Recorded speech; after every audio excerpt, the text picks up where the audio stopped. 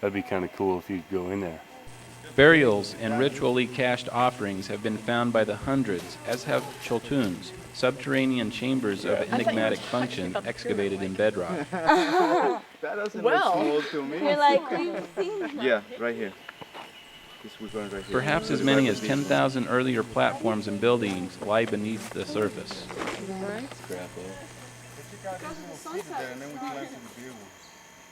This is part of the city. This is the area of the Central Acropolis.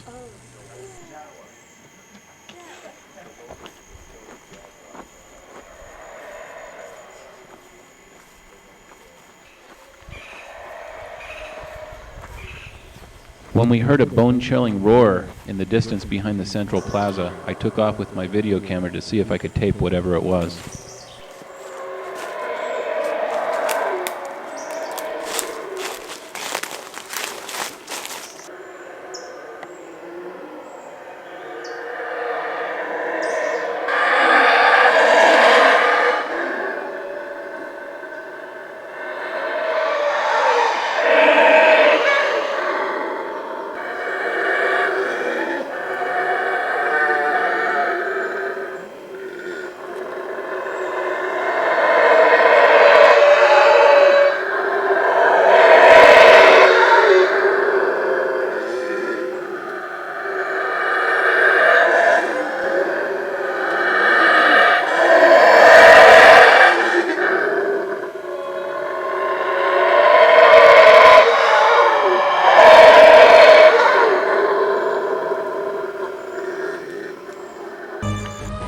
I'm now headed from the Central Acropolis into the Great Plaza, the heart and center of Tikal.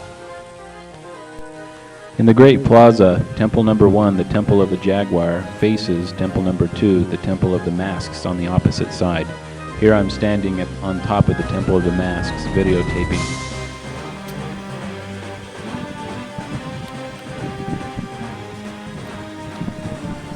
The Temple of the Jaguar. Temple Number 2, like Temple Number 1, has 3 rooms at the top. Each one steps up, going from room to room through the narrow vaulted chambers. See, here's a narrow staircase that goes up to the higher level in this larger temple. 16 square kilometers, or about 6 square miles of central Tikal have been mapped, revealing over 3,000 separate constructions, temples, palaces, shrines, ceremonial platforms, small to middling residences, ball courts, terraces, causeways, plazas, both small and large, even a structure built for ritual sweat bathing.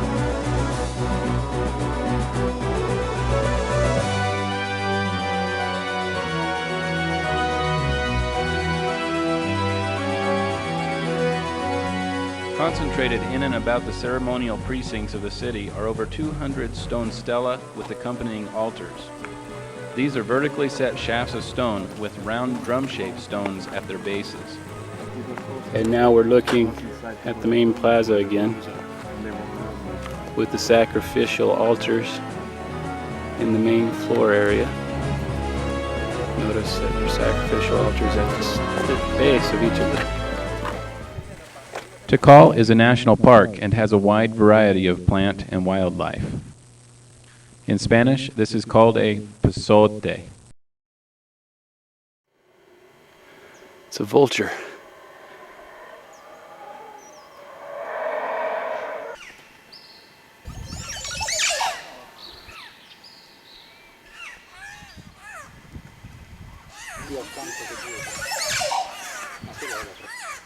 They're on the other side of the temple. Me estabas hablando en español.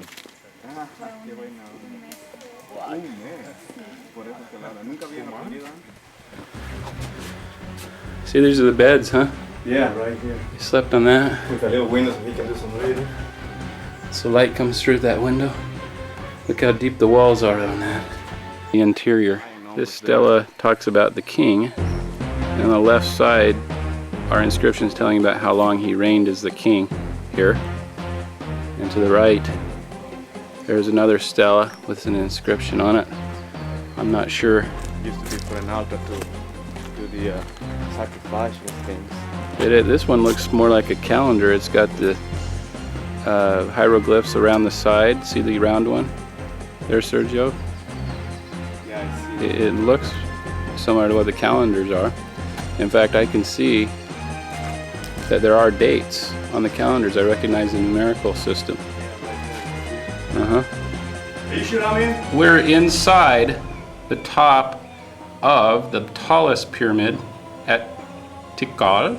Temple number 4, or the Temple of the Two-Headed Snake, stands 212 feet from the base of its platform to the top of its roof cone. In the background you can see Temple 1, Temple 2, Temple 3, and Temple 5. And over there you can see Moroni's little hangout. Over here we got Helaman Halls. See? And so this is where Moroni and Helaman and all the fellows used to hang when they were kids. Helaman Halls and Nephi's Nest. Moroni's Miranda. Moroni's Miranda. Sergio's going to attempt to climb to the top of this, the tallest pyramid in Central America. The difficult part of the ascent begins at about 170 feet.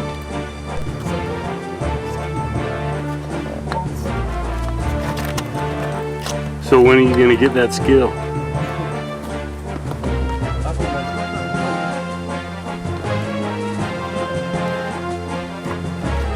It is the highest standing Aboriginal New World structure.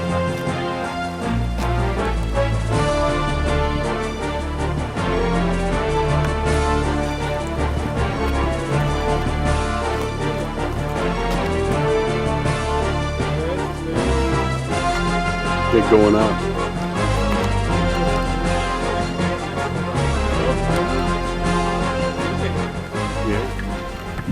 We're talking top of the world.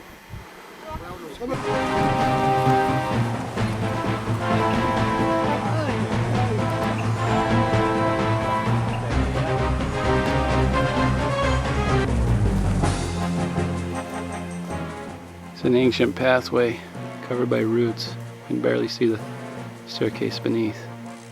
Here you can see the top of an uncovered pyramid and the large trees growing from the very top and the root systems coming down, grabbing a hold of the dirt that is on top of the pyramid.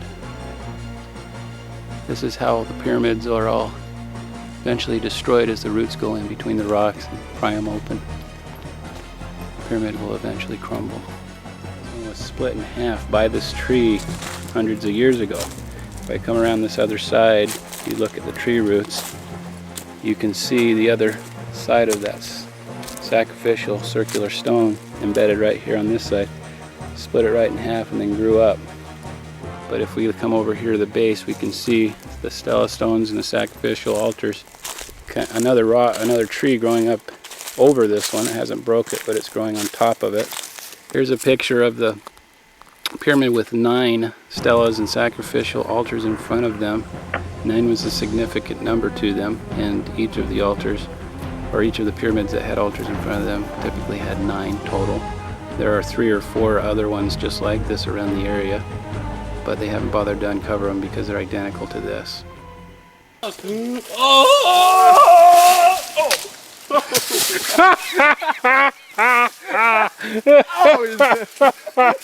not supposed to put your hand in there.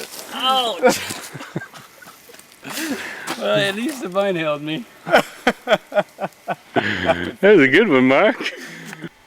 The interesting thing about this stela here, it says, in the number that you can see there, the Mayan inscriptions, you have here 5, 6, 7, 8, 9, and it goes, every single one, this one is 1 year that this king was the king. Up to 19 years, he's supposed to be a king for 19 years in this area. And this was the principal king. And the other ones we saw over there was like his children that have their kingdoms, but he was the king over those kingdoms. Little tree. According to archaeologists, Tikal began about 600 BC, if not earlier. From that time, the archaeologists have given names to the different evolutionary periods of Tikal. They begin with the pre-classic period, then move to the early classic period, then to the late classic period. Then Tikal reached its demise at about 900 AD. At this point in time, the post-classic period begins.